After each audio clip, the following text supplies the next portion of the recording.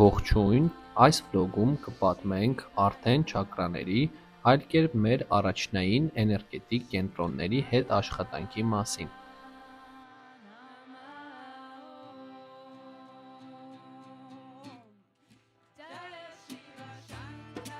Նախորդ դասերին դուք ծանոթանում եք, թե ինչպես են մասնակիցները սովորում զգալ կառավարել էներգիա, ակտիվացնել և մաքրել մեր էներգոտար ուղիները։ Այդ ամենից հետո եկել է ժամանակը անցնել ավելի խորքային աշխատանքի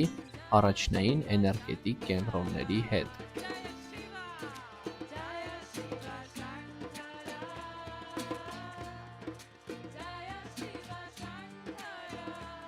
Դասը սկսել ենք մարմինը թուլացնող վարժությունից, որից հետո անցել ենք առաջին չակրայի ակտիվացմանը։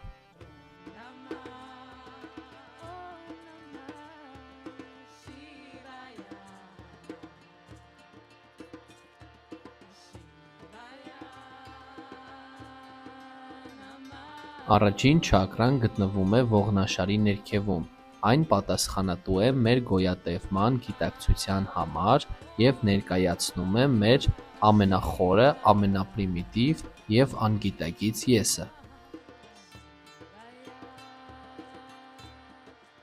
Առաջին չակրան կառավարում է մեր ֆիզիկական էներգիաները։ Այս չակրան օգնում է մեզ գոյատևել առօրյա կյանքում։ Արմատային չակրայի հետ կապված է հոտառությունը, մեր ամենահին զգայարանը, և առաջինը, որն ակտիվանում է ծննդյան ժամանակ։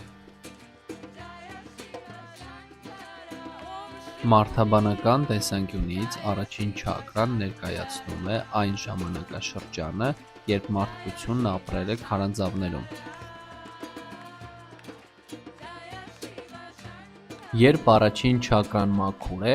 մենք զգում ենք անվտանգ և կայուն, և հեշտությամբ կարողանում ենք կատարել մեր ամենօրյա պարտականությունները։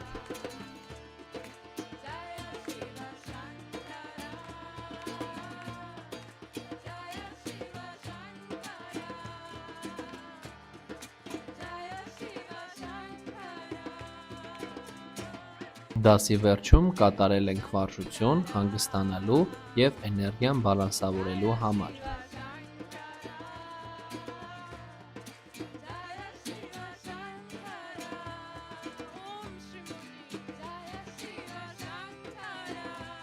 Երկրորդ դասը եղել է սացանք, որի ժամանակ մասնակիցները ստացել են իրենց հետաքրքրող հարցերի պատասխանները, պատկերացում կազմել հոգու ստեղծման կառուցվածքի մասին, ինչ է հոգու մասնատումը և ամբողջականացումը, նաև խոսեցինք ենթագիտակցության, գիտակցության և վերգիտակցության տարբերությունների մասին։ Ամբողջը մեկ գիտակցություն է։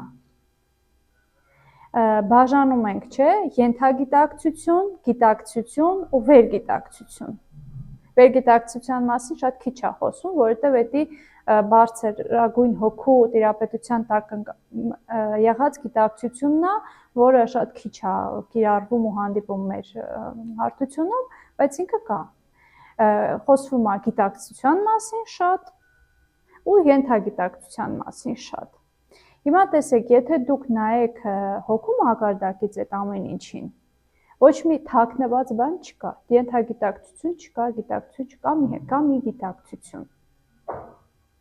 Ենթագիտակցության ու գիտակցության ու վերգիտակցություն բաժանվում է, երբ որ դուք ձեզ դիրքավորում եք համապատասխան տեղ։ Երբ որ դուք օրինակ եկաք մարդկային մարմնով ունեցաք ձեր կյանքը, ստեղծեցիք, դուք գիտակցականով այստեղ ապրում եք, դուք վերգիտակցության հետ կապ չունեք, ենթագիտակցությունն էլ փակ է։ Ինչքան դուք ընդլայնում եք ձեր եսի ընկալումը,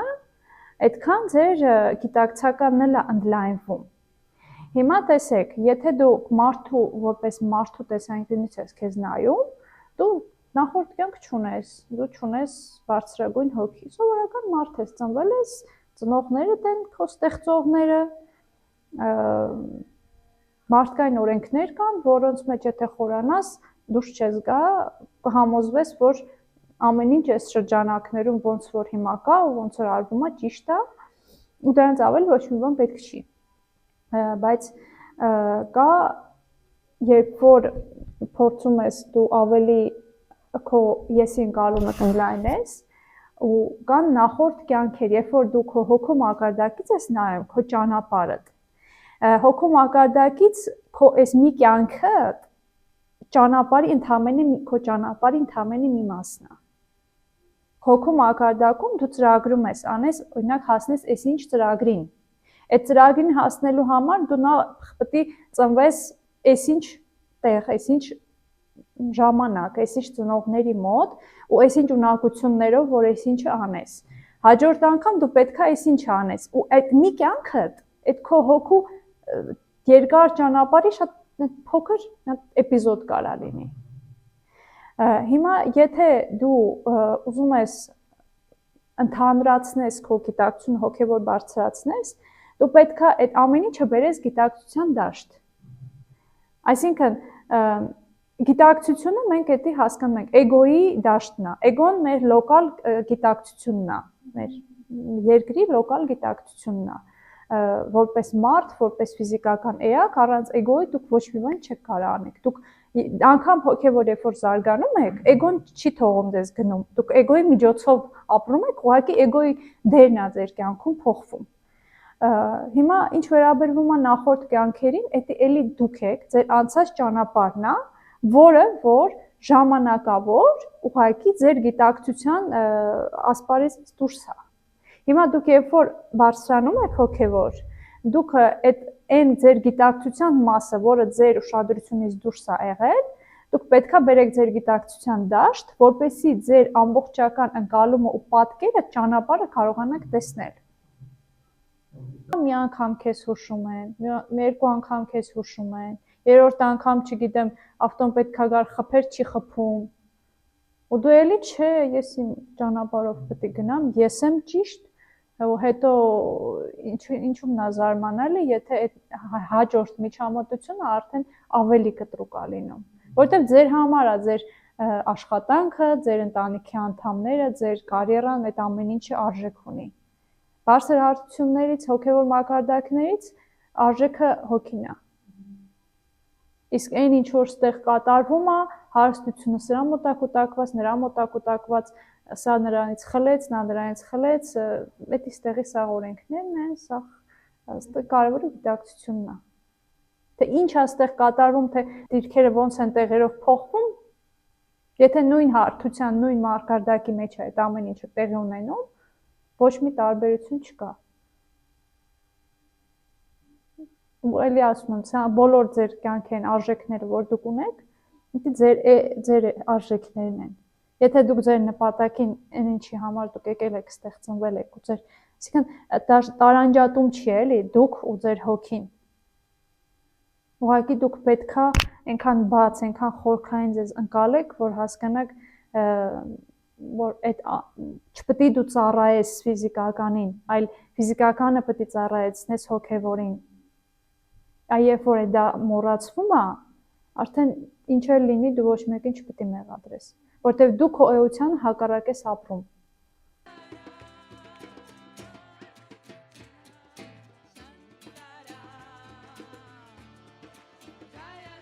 Երրորդ դասին անցել ենք երկրորդ էներգետիկ կենտրոնի հետաշխատանքին։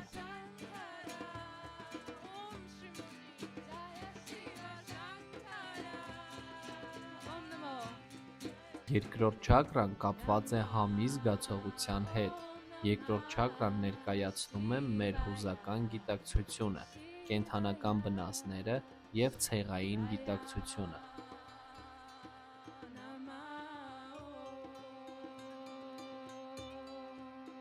Երբ երկրորդ չակրան մաքուր է, մենք զգում ենք համբերություն, հոգատարություն, մտերմություն, ընտանիքի, ընկերների և մոլորակի հետ։ Մենք մեր մարմնում մեզ տանն ենք զգում և կարող ենք շփվել ինքներս մեզ հետ։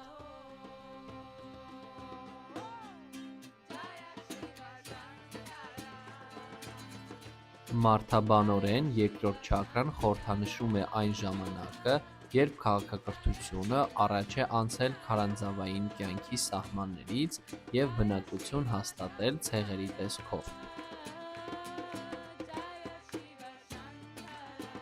Երկրորդ չակրան խորհրդանշում է մեր հույզերը եւ այն, թե ինչպես են նրանք մեզ ասում, թե ինչպես ենք մենք վերաբերվում կյանքին եւ ինքներս մեզ։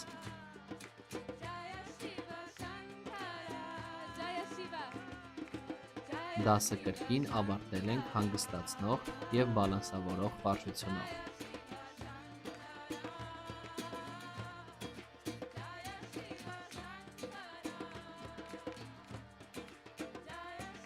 Այսքանով ավարտում ենք մեր վլոգը։ Հուսով ենք հետաքրքիր էր։ Մինչ նոր հանդիպում։